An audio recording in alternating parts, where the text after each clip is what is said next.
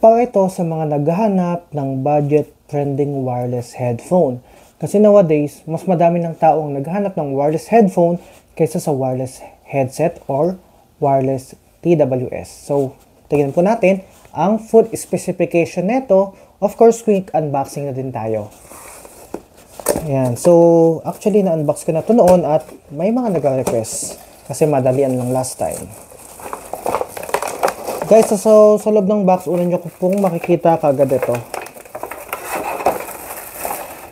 Ito yung headphone. Actually, hindi siya totally white. Para siyang cream white. Tapos, manuals.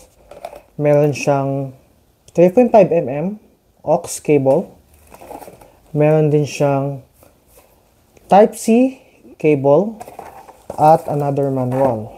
Ayan. So, ayan po lahat ng nasa box. Okay guys, quick specification tayo. Ito nga palang Lenovo ThinkPlus G70 na may Bluetooth 5.3, of course, low latency and good for gaming na din. Meron siyang 40mm HT driver unit.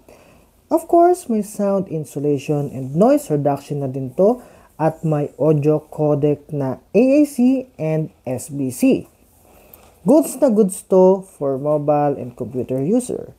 Dahil pwede sa Bluetooth and pwede din sa aux. At tumatagal din to ng 25 hours in a single charge. O, di ba? San ka pa? Ang color available na to sa market ay black and white. So guys, salamat po sa lahat ng nanonood and I hope na mag-follow kayo sa aking page. Salamat!